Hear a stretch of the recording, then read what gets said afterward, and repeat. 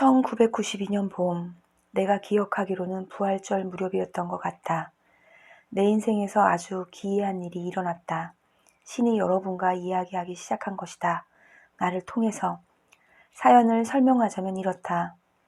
그 무렵 나는 가정생활 면에서도 직업상으로도 그리고 정서 면에서도 몹시 불행했다. 내 인생은 모든 면에서 실패한 것처럼 느껴졌다. 나는 오래전부터 내 생각을 편지 형식으로 적는 습관을 갖고 있었기 때문에 이날도 친숙한 노란색 종이철을 집어들어 감정들을 쏟아내기 시작했다. 그런데 이번에는 이전과는 달리 나를 괴롭히는 사람에게 편지를 쓸 게 아니라 내 모든 고통의 원천, 그 최대의 원흉과 직접 맞붙어 보기로 했다. 나는 신에게 편지를 쓰기로 마음먹었다. 그건 원망스러운 마음으로 마구 퍼부어댄 편지요. 혼란과 비틀린 심사와 비난으로 가득한 편지였다. 또한 그것은 한무더기의 분노 어린 질문들이었다. 왜 내 인생은 순탄하게 굴러가지 않는 겁니까? 잘 굴러가게 하려면 대체 뭐가 필요하단 말입니까? 어째서 나는 다른 사람들과 행복하고 즐거운 관계를 가질 수 없는 겁니까? 필요한 만큼의 돈을 만져보는 일 같은 건 내 평생 한 번도 없을 거란 말입니까? 그리고 마지막이자 가장 힘주어한 질문은 대체 내가 무슨 짓을 했기에 늘 이렇게 고통스러운 삶을 살아야 한단 말입니까? 였다. 그런데 내가 그 누구도 대답해 줄 수 없는 쓰디쓴 이 마지막 질문을 휘갈기고 나서 펜을 내던지려고 했을 때 놀랍게도 보이지 않는 어떤 힘에 단단히 붙잡히기라도 한 것처럼 내 손은 종이 위에 그대로 놓여 있었다. 그러더니 갑자기 펜이 저절로 움직이기 시작했다. 뭔가 더 써야겠다는 생각이 전혀 없었는데도 어떤 생각이 저절로 흘러나오고 있었다. 그래서 나는 그 흐름을 따르기로 했다. 그렇게 흘러나온 것은 너는 이 모든 질문에 대답받기를 참으로 원하느냐? 아니면 그냥 푸념을 늘어놓고 있는 것이냐? 나는 놀라서 움찔했다. 잠시 후 내 마음속에 한 가지 대답이 떠올랐다. 나는 그것도 글로 적었다. 양쪽 다입니다. 나는 분명 푸념을 늘어놓고 있습니다. 하지만 이 질문들에 대한 답이 있다면 죽는 한이 있어도 꼭 듣고 싶습니다. 너는 온갖 것들에 대해서 죽는 한이 있어도 라고 하는군. 하지만 기왕이면 살아서 꼭 이라고 하는 게 더 멋지지 않느냐? 그래서 나는 물었다. 그게 무슨 뜻인가요? 라고. 미처 깨닫기도 전에 나는 이야기를 시작하고 있었던 것이다. 게다가 나는 글을 쓰는 게 아니라 받아쓰기를 하고 있었다. 그 받아쓰기는 3년간 계속되었는데 나는 그것이 어디로 가고 있는지 그 당시에는 전혀 알지 못했다. 내가 종이에 적고 있던 질문들에 대한 대답들은 질문을 완전히 다 적고 나서 나 자신의 생각들을 떨쳐버리기 전에는 절대 내 머릿속에 떠오르지 않았다. 내가 받아 적는 속도보다 훨씬 더 빨리 대답이 나오는 바람에 그걸 쫓아가려고 마구 휘갈겨 쓰고 있는 나 자신을 발견하는 일도 자주 있었다. 혼란스러워지거나 그 말들이 어딘가 다른 데서 오는 것이라는 느낌을 놓칠 때면 나는 펜을 놓고 대화에서 벗어났다가 다시 영감, 이런 표현을 써서 미안하지만 그 상태에 가장 잘 들어맞는 말은 이것뿐이다를 느꼈을 때 비로소 노란 종이철 앞으로 돌아가 받아쓰기를 다시 시작했다. 지금 이 글을 쓰는 동안에도 이런 대화는 계속되고 있다. 나는 처음엔 그걸 믿지 않았고 그 다음엔 나 자신에게 퍽 의미 있는 대화라 생각했다. 하지만 이제 와서는 그것이 나만을 위한 게 아님을 깨닫게 되었다. 그것은 이 책을 만나는 여러분 모두를 위한 메시지다. 내 의문은 곧 여러분의 의문이기도 하니까.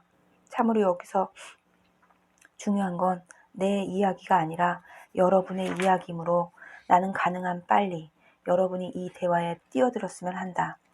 여러분을 여기로 데려온 건 바로 여러분의 인생 체험이다. 이 책에 나오는 모든 내용은 여러분 저마다의 체험과 긴밀하게 맞물려 있다. 그렇지 않다면 여러분은 지금 이 대화에 참여하지도 않았으리라. 자, 이제 내가 아주 오랫동안 궁금하게 여겼던 한 가지 의문, 즉 신은 누구에게 어떻게 이야기하는가라는 의문에서 시작하여 신과의 대화 속으로 들어가 보기로 하자. 내가 이 질문을 던졌을 때 받은 대답은 이러했다. 나는 모두에게 말하고 언제나 말한다. 문제는 내가 누구한테 말하는가가 아니라 누가 내 말을 귀담아 듣는가다. 의아해진 나는 이 문제를 더 자세히 이야기해달라고 부탁했다. 그러자 신은 이렇게 말했다. 먼저 말한다를 교류한다로 바꿔보자. 뒤에 것이 훨씬 낫고 훨씬 충실하며 더 정확한 말이다. 우리가 서로에게, 즉 내가 너희에게, 너희가 내게 얘기하려고 할 때 우리는 곧 바로 말의 한계에 갇히고 만다. 이 때문에 나는 말만으로 교류하지 않는다. 사실 내가 말로 교류하는 일은 거의 없다. 내가 가장 자주 쓰는 교류 형식은 느낌이다. 느낌은 영혼의 언어이다. 느낌은 영혼의 언어다. 만일 네가 어떤 것을 놓고 무엇이 자신에게 참인지 알고 잔다면 네가 그것을 어떻게 느끼는지 살펴보라. 느낌이란 건 알아차리기 아주 어려울 때가 많다. 받아들이기가 훨씬 더 어려운 경우도 자주 있고, 그러나 네 가장 내밀한 느낌 속에 감춰진 것이야말로 네 가장 고귀한 진실이다. 비결은 그런 느낌들에 다가가는 것이다. 어떻게 하는지 보여주겠다. 물론 네가 원한다면 말이다. 나는 신에게 원한다고 말했다. 하지만 그 자리에서 당장 원했던 것은 내 첫 번째 질문에 대한 좀 더 완벽하고 충실한 대답이었다. 그러자 신은 이렇게 말했다. 나는 생각으로도 교류한다. 생각과 느낌은 동시에 일어날 수도 있지만 같은 것은 아니다. 생각으로 교류할 때 나는 영상을 자주 사용한다. 그 때문에 교류 도구란 면에서 생각은 단순한 말보다 효과가 크다. 느낌과 생각 외에 나는 체험이라는 전달 수단을 사용하기도 한다. 체험은 참으로 위대한 전달자다. 그리고 마지막으로 느낌도 생각도 체험도 모조리 실패할 때 나는 말을 쓴다. 사실 말은 가장 비효율적인 전달자다. 말은 너무나 빈번하게 잘못된 해석이나 오해를 낳곤 한다. 왜 그렇다고 생각하는가? 말의 본질이 그렇기 때문이다. 말은 그저 입 밖에 내는 소리에 지나지 않는다. 느낌과 생각과 체험을 드러내는 소리. 말은 상징이자 기호고 표지다. 말은 진리가 아니다. 말은 실체가 아니다. 너희가 뭔가를 이해하고자 할 때 말의 도움을 받을 수는 있다. 하지만 너희에게 알물 주는 것은 체험이다. 물론 너희가 체험할 수 없는 것들도 있다. 그래서 나는 너희에게 알매 다른 도구도 주었다. 느낌과 생각이라는 도구들을. 그런데 여기서 최고의 역설은 너희가 신의 말은 그토록 중요하게 여기면서도 체험은 아주 하찮게 여긴다는 점이다. 사실 너희는 체험을 너무나 하찮게 여기고 있어서 체험한 신이 말로 들은 신과 다를 때 아무 생각 없이 체험을 버리고 말을 간직한다. 마땅히 그 반대가 되어야 하는데도 말이다. 너희가 어떤 것을 체험하고 느낀다는 것은 그것을 사실로 알고 직관으로 안다는 것을 뜻한다. 반면에 말이란 너희가 아는 것을 상징으로 나타내고자 할 뿐이어서 흔히 너희의 알을 어지럽힌다. 자, 이런 것들이 내 교류 도구들이다. 하지만 이것들이 그 자체로 교류 방법은 아니다. 모든 느낌과 모든 생각과 모든 체험과 모든 말이 다 나한테서 나오는 건 아니기에. 이제까지 많은 사람들이 내 이름을 빌려 많은 말을 해왔고 많은 생각과 많은 느낌이 내가 직접 창조하지 않은 근거들의 뒷받침을 받아왔으며 많은 체험이 그런 근거들에서 비롯되었다. 이런 도전은 통찰력으로 해결해야 하는 문제다. 신에게서 나온 메시지와 다른 출처에서 나온 자료의 차이를 알기란 쉽지 않다. 그럴 때 다음과 같은 기본 원칙을 적용해보면 문제가 간단히 풀린다. 너희의 가장 고귀한 생각, 가장 명확한 말, 가장 강렬한 느낌은 항상 내 것이다. 그보다 덜한 모든 건 다른 출처에서 온 것이다. 초심자조차도 가장 고귀하고 가장 명확하고 가장 강렬한 것을 확인하기란 결코 어렵지 않을 것이니 이제 구별하기는 쉬운 일이 된다. 그러나 나는 너희에게 다음과 같은 지침들도 주려 한다. 가장 고귀한 생각이란 예외 없이 기쁨이 담겨 있는 생각이며, 가장 명확한 말이란 진리를 담고 있는 말이며, 가장 강렬한 느낌이란 너희가 사랑이라 부르는 바로 그 느낌이다. 기쁨과 진리와 사랑, 이 셋은 서로 뒤바뀔 수 있으며 하나는 언제나 다른 것들을 가져다 준다. 그것들이 어떤 순서로 놓여 있는가는 하등 중요하지 않다. 이 지침들을 가지고 어떤 메시지가 내 것이고 어떤 것이 다른 출처에서 온 것인지를 결정하고 나면 남은 단 하나의 문제는 내 메시지에 주의를 기울이는가 아닌가 뿐이다. 너희는 내 메시지를 대부분 그냥 흘려버린다. 어떤 메시지들은 너무 훌륭해서 진짜 같아 보이지 않고, 또 어떤 메시지들은 너무 어려워 따를 수 없을 것 같다는 이유로 많은 메시지들은 단순히 잘못 이해되기 때문에, 그리고 대다수 메시지는 받아들여지지 않기 때문에. 내 메시지의 가장 강력한 전달자는 체험이다. 하지만 너희는 체험조차 무시한다. 아니, 너희는 특히 이것을 무시한다. 만일 너희가 자신들의 체험에만 귀를 기울였더라도 너희 세상이 지금처럼 되지는 않았을 것이다. 너희가 체험을 거듭거듭 되풀이해서 겪게 되는 것은 체험에 귀 기울이지 않았기 때문이다. 하지만 내 목적은 방해받지 않을 것이며 내 의지는 무시당하지 않을 것이기에 너희는 늦든 빠르든 결국 그 메시지를 받아들이게 될 것이다. 그러나 나는 결코 너희에게 강요하지 않을 것이다. 나는 결코 너희를 지배하지 않을 것이다. 내가 너희에게 너희가 선택한 대로 할 수 있는 힘, 자유의지를 주었고, 그것을 너희에게서 도로 빼앗는 일은 결코 없을 것이기에, 앞으로도 영원히 그런 일은 없을 것이기에. 그러므로 너희가 우주의 어느 구석에 있든 나는 몇만 년을 두고 같은 메시지들을 너희에게 전하고 또 전하고 또 전할 것이다. 너희가 내 메시지들을 받아들일 때까지, 그것들을 가까이 두고 너희 자신의 것이라 말할 때까지 나는 끝없이 보낼 것이다. 내 메시지들은 몇백만 년에 걸쳐 몇천 번의 순간에 몇백 가지 형태로 올 것이다. 너희가 진실로 귀 기울인다면 그것들을 놓칠 리 없을 것이며, 한 번이라도 진실로 듣고 나면 그것들을 무시할 수 없을 것이다. 그러고 나면 우리의 교류는 가장 진지하게 시작될 것이다. 과거에 너희는 그저 나한테 이야기하거나 기도하거나 나를 중재하거나 내게 탄원하기만 했다.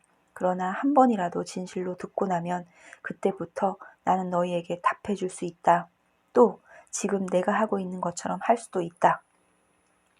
이런 교류가 신에게서 왔다는 걸 제가 어떻게 알 수 있습니까? 이것이 내 멋대로의 상상이 아니라는 걸 어떻게 알 수 있냐고요. 그게 어떻게 다르단 말이냐. 나는 내가 그 어떤 경우에도 그러하듯이 네 상상을 통해서도 얼마든지 쉽게 일할 수 있다는 걸 모르겠는가?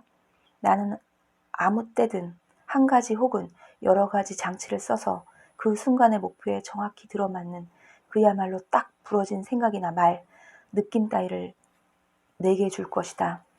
네가 이제까지 자신의 힘만으로 이렇게 명확하게 말한 적이 한 번도 없으니 이 말들이 나한테서 왔음을 알 것이다. 예전에 이미 네가 이 질문들에 이렇게 분명하게 답할 수 있었다면 아마 너는 이것들을 묻지도 않았으리라. 신은 누구와 교류합니까? 특별한 사람들이 있습니까? 또 그렇게 하는 특별한 시기가 있는 겁니까? 모든 사람이 다 특별하고 모든 순간이 다 소중하다. 다른 사람보다 더 특별한 사람, 다른 때보다 더 특별한 때 같은 건 없다. 많은 사람들이 신은 특별한 방법으로 특별한 사람들과만 교류한다고 믿는 쪽을 선택한다. 이런 선택으로 많은 사람들이 내 메시지를 들어야 하는 책임에서 벗어나고 내 메시지를 훨씬 덜 받아들이며 다른 누군가의 말을 전부라고 여긴다. 너희는 내게 귀 기울일 필요가 없게 된다. 이미 다른 사람들이 나한테서 온갖 주제들에 관해 듣고 있는 걸로 판단했으니 말이다. 그래서 너희는 그들에게 귀 기울여 들어달라고 한다. 다른 사람들이 내 말이라고 전하는 것에만 귀 기울이면 되므로 너희는 전혀 생각할 필요가 없다. 많은 사람들이 개인 차원에서 내 메시지를 외면하는 가장 큰 이유가 바로 이것이다. 만일 너희가 직접 내 메시지를 받고 있음을 인정한다면 당연히 그것을 해석할 책임은 너희에게 있다. 지금 이 순간에 너희가 충분히 잘 받아들일 수도 있는 메시지를 해석하려 애쓰기보다 너희는 타인들, 심지어 2000년 전에 살았던 사람들의 해석을 받아들이는 쪽이 훨씬 더 안전하고 훨씬 더 편하다고 여긴다. 하지만 나는 신과 교류하는 새로운 형식으로 너를 초대한다. 그것은 양방향의 교류다. 실제로 나를 초대한 건 너다. 왜냐하면 나는 네 부름에 답해서 지금 이 순간 이런 형식으로 너한테 왔기에. 어떤 사람들, 예컨대 예수 같은 사람들은 다른 사람들보다 당신의 메시지를 더 잘 듣는 것 같은데 그건 왜 그런 겁니까? 그 사람들은 진실로 들으려 하기 때문이다. 그들은 기꺼이 듣고자 하며 두렵거나 미친 짓 같아 보이거나 완전히 잘못된 것처럼 여겨질 때조차도 기꺼이 나와의 교류의 문을 열어놓고자 한다. 우리는 자기가 들은 게 틀린 것처럼 여겨질 때도 신에게 귀 기울여야 합니까? 틀린 것처럼 여겨질 때 특히 더 그래야 한다. 만일 너희가 매사에 자신이 옳다고만 여긴다면 신과 대화할 필요가 어디에 있는가? 그냥 앞으로 나아가면서 너희가 아는 바 그대로 행동하면 되지 않겠는가? 하지만 시간이 시작된 이래 너희가 줄창 해온 게 바로 그런 짓임을 잊지 마라. 그리고 이 세상이 어떤 꼴을 하고 있는지 보라. 너희는 분명 뭔가를 놓쳐왔다. 너희가 이해하지 못하는 뭔가가 분명히 존재한다. 너희가 이해하는 것은 너희에게 옳게 여겨질 것이다. 옳다 자체가 자신이 동의하는 어떤 것을 가리킬 때 너희가 쓰는 용어니까. 그러므로 너희가 놓친 것은 처음에는 틀린 것으로 보일 것이다. 여기서 앞으로 나아가는 단 하나의 방법은 자신에게 내가 틀렸다고 생각한 모든 것이 사실은 옳다면 어떻게 되는가? 라고 물어보는 것이다. 위대한 과학자들은 누구나 이 방법을 잘 알고 있다. 하는 일이 순조롭지 않을 때 과학자는 기왕의 모든 가설을 제쳐두고 새로 시작한다. 모든 위대한 발견은 틀렸다는 것을 받아들이는 의지와 능력에서 비롯되었다. 여기서 필요한 건 바로 그런 의지와 능력이다. 너희는 자신들이 이미 신을 알고 있다고 중얼거리는 짓을 멈출 때까지는 신을 알 수 없다. 너희는 자신들이 이미 신의 이야기를 들었다고 생각하는 짓을 멈출 때까지는 신의 말을 들을 수 없다. 나는 너희가 나한테 너희의 진리를 말하는 짓을 그만둘 때까지는 내 진리를 말할 수 없다. 하지만 신에 관한 한 내 진리는 당신한테서 온 것입니다. 누가 그렇게 말했는가? 다른 사람들이요. 어떤 다른 사람들? 지도자들, 목사들, 랍비들, 사제들, 책들, 거기다 성서도요. 그런 것들은 믿을 만한 출처가 못 된다. 그것들이 믿을 만한 출처가 아니라고요? 그렇다. 그럼 뭐가 믿을 만한 출처인가요? 네 느낌에 귀를 기울여라. 네 가장 고귀한 생각들. 귀를 기울여라. 네 체험에 귀를 기울여라. 이 중 어느 하나라도 네 선생들이 말한 바나 네가 책에서 읽은 바와 다르다면 그 말들을 잊어버려라. 말이란 건 가장 믿음직스럽지 못한 진리 조달업자다. 당신한테 말하고 싶은 게 너무나 많고 물어보고 싶은 게 너무 많아서 어디서부터 시작해야 좋을지 모르겠습니다. 예컨대 어째서 당신은 자신을 드러내지 않는 거죠? 진실로 신이 존재하고 당신이 바로 그라면 왜 당신은 우리 모두가 이해할 수 있는 방식으로 자신을 드러내지 않는 겁니까? 나는 수도 없이 되풀이해서 그렇게 해왔으며 지금도 또한 그렇게 하고 있는 중이다. 그게 아니고 반박할 수도 부정할 수도 없는 확연한 드러난 말입니다. 예를 들면 예컨대 바로 지금 제 눈앞에 나타나는 식으로 말입니다. 바로 지금 나는 그렇게 하고 있다. 어디 계시는데요? 네가 바라보는 곳 어디에나. 아니, 나는 반박할 여지가 없는 방식을 말하는 겁니다. 그 누구도 부정할 수 없는 방식 말입니다. 그게 어떤 방식이어야 한다는 거냐? 너는 나를 어떤 형상 혹은 어떤 모습으로 나타나게 하려는 거냐? 당신이 실제로 지니고 있는 형상이나 모습으로요. 나는 너희가 이해하는 어떤 형상이나 모습도 지니고 있지 않기에 그건 불가능하다.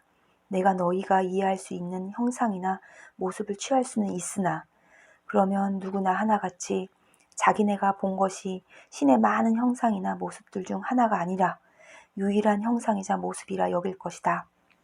사람들은 내가 자기네가 보지 못하는 어떤 존재가 아니라 자기네가 보는 대로의 존재인 줄 믿는다.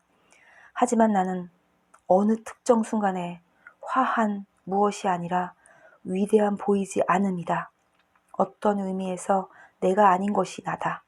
나는 없음에서 나오고 항상 그것으로 되돌아간다. 그럼에도 내가 특정 형상, 곧 사람들이 나를 이해할 수 있으리라 여기는 형상으로 나타나면 사람들은 나를 영원히 그 형상으로 규정한다. 그래서 내가 다른 사람들에게 다른 형상으로 나타나야 했다면 앞서 나를 본 사람들은 그들에게 그것은 내가 아니라고 말한다.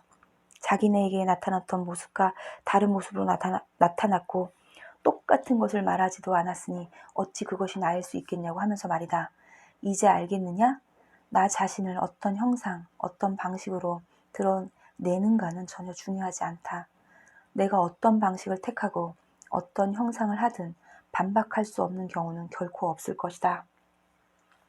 하지만 당신이 자신의 정체를 의심할 여지 없이 명백하게 입증해 줄 행동을 한다면 그게 악마의 짓이라거나 그저 누군가의 상상일 뿐이라고 말할 사람들 혹은 나 아닌 다른 어떤 원인에서 비롯된 것이라고 말할 사람들은 여전히 존재한다.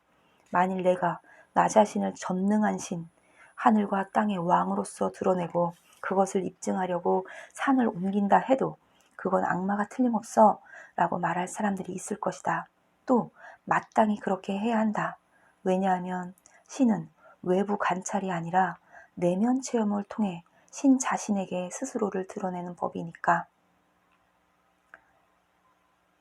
그리고 일단 내면 체험으로 신 자신이 드러나게 되면 외부 관찰은 필요하지 않다.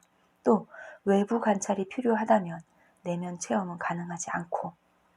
게다가 신 자신을 드러내라는 요구는 실현될 수 없다. 그런 요청 자체가 곧 신이 그곳에 없다는, 즉 신의 어떤 것도 지금 드러나고 있지 않다는 진술이기에 그런 진술은 그런 체험을 낳는다. 왜냐하면 어떤 것에 관한 너희들의 생각은 창조력을 갖고 있고 너희의 말은 생산력을 갖고 있으며 너희의 생각과 말은 함께 어우러져 너희의 현실을 만들어내는 엄청난 힘을 갖기 때문이다.